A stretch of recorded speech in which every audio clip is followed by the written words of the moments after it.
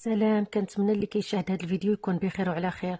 اليوم غنشارك معكم كيفاش نعتنيو بالغساله ديال المواعن وشنو هما اللي كنبدلو فيها وشنو باش كنعتنيو بها باش تبقى مزيانه وتدوم لنا مده طويله. هنا كما كتشوفوا كنغسلها لان مع الاستعمال اليومي ضروري الاوساخ كتجمع في هاد البلايص اللي هي في الباب وفي الجناب.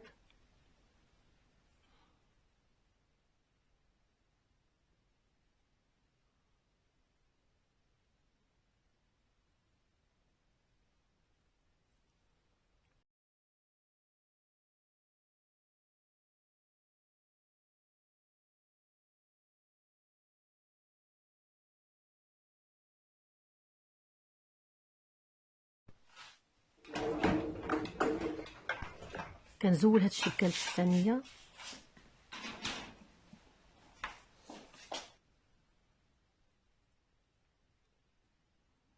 وكنفتح في هذا المكان، كندورها باش كنحيد هذه اللي كيكونوا تجتمع فيها الاوساخ. وضروري كتجبروا الماء في الغساله لداخل، فديك اللي مفتوحه ضروري كتشوفوا فيها الماء عاديه. هنا اي حاجه كطيح من المواعن فكتجمع هنا. في الاحسن ضروري مره خاصها تغسل.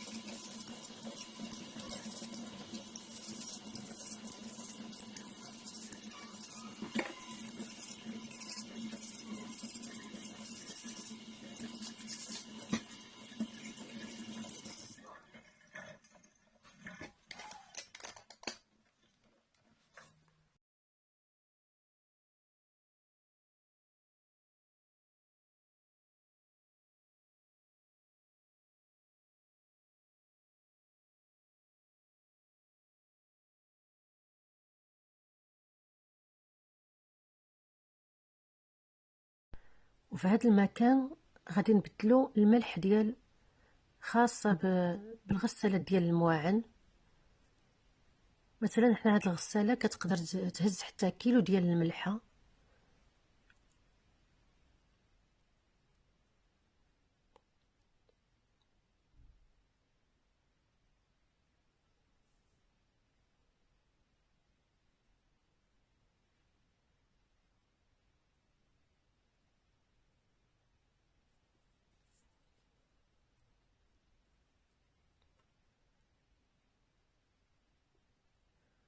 وضروري ملي نعمروا الملح حتى كتكون العلامه ديال في الباب ديال الغساله كتبين بان الملح ما بقاتش في الماكينه. فملي تشوفوها تشعلت ديك البوله الصغيره ديال في العلامه ديال الملح تعمروها.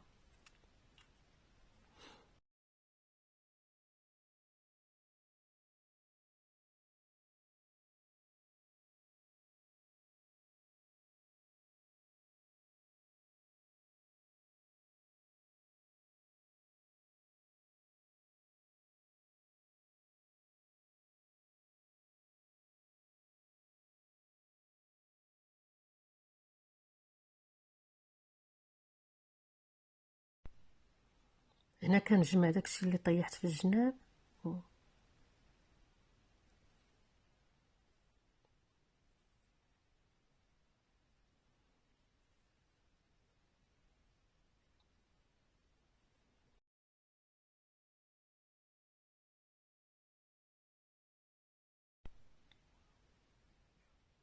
هنا في هذا المكان كاين ضروري نعمرو لي ليكيد دو غانساج. ملي تبين لك الماكينه بانه ما بقاش فضروري فكتهز الباب شويه باش كيسهل لك بانه داك الماء يدخل. ليكيد دو غانساج هو داك الماء اللي كيكون زرق. حنا ما كنستعملوش داك الماء الازرق، فقط كنعملو الخل الابيض وكيجي رخيص مقارنه بداك ليكيد اللي كنشريو من لي ماغازان. فالخل كافي بانه يعمل نفس المهمه، لان هذا لو برودوي ديال ليكيد دو غانساج المهمه ديالو هو فقط كيعطي ديك اللمعان ديال المواعن ديال الكيسان، لان الماء بوحدو ضروري كيخلي فيه واحد بحال الضبابه في المواعن. فهذا هي المهمه ديال ليكيد دو غانساج. فاحنا كنستعملوا الخل، فهو كيعطي نفس النتيجه وهو رخيص.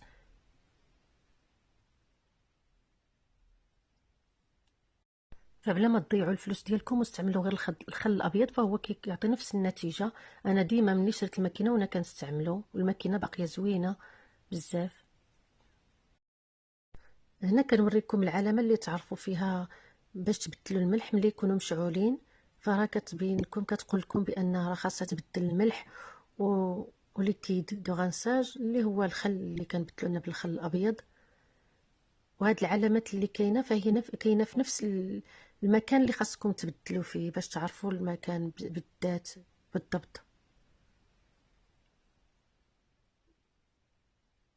نفس العلامه كنجبروها في.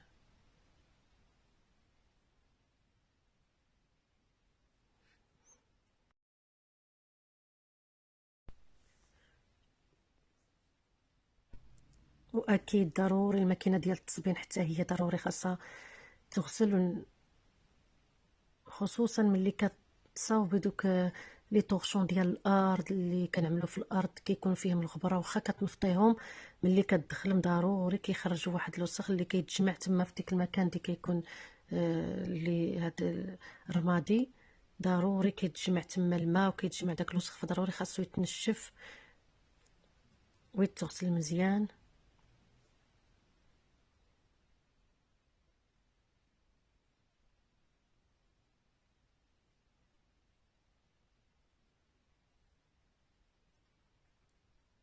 وضروري ملي كنصبنو كنحيدو الحوايج، فضروري نخليو الباب مفتوحه باش كتنشف وما كتعملش ديك ليميديتي.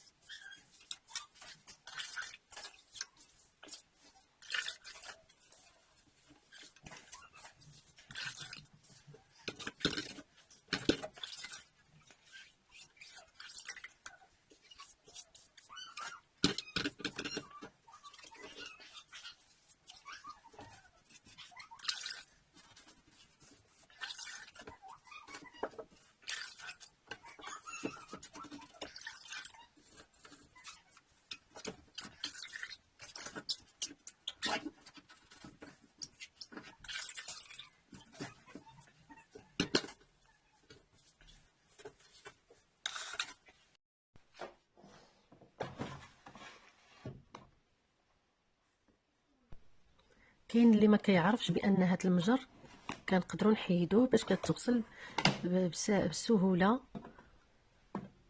فمجرد انك كتبرك على ديك المكان اللي وريت لكم صافي، وكتحيد دغيا وكتغسليها براحتك.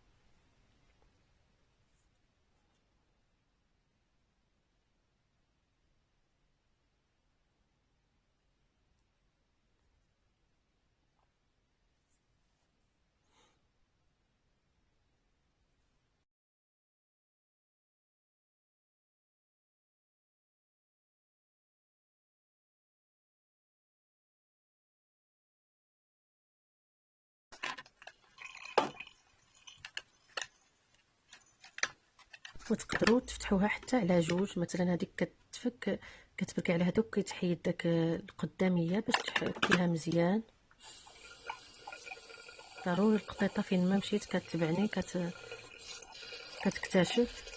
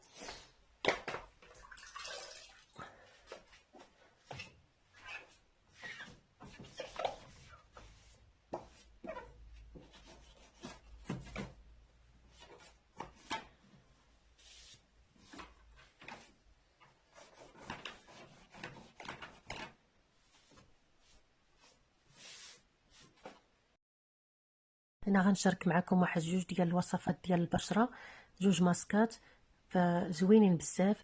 كناخذوا ملعقه صغيره ديال الحامض، وملعقه كبيره ديال عصير الطماطم، وملعقه صغيره ولا كبيره على حسب العجين ديال الطين الاخضر. فبزاف ديال البنات ما كيعرفوش بان الطين راه ماشي اي طين تقدروا تعملوه على البشره ديالكم. فمثلا هاد الطين الاخضر راه كيصلح غير البشره الدهنيه ولا المزدوجه. الدهنيه ما يصلحش للبشره الجافه. البشره الجافه كيصلح لها الطين الابيض.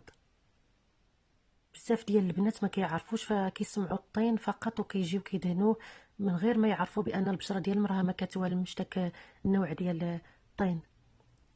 ندهنوها للبشره وكنخليوها واحد 15 دقيقه وكنغسلو بالماء الدافي.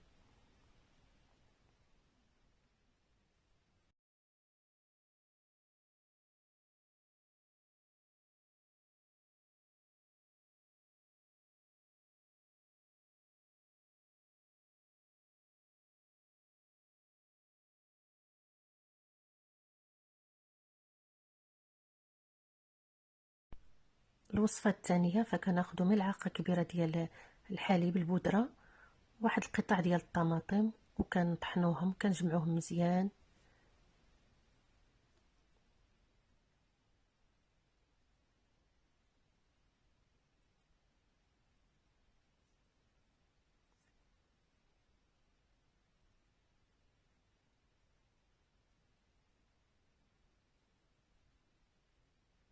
كنخليوهم كذلك واحد 15 ل 20 دقيقه، وكنتمنى تجربوهم لانهم كيعطيو واحد النتيجه زوينه بزاف. وما تنساوش وما تبخلوش عليا باللايك وبالاعجاب وبالاشتراك.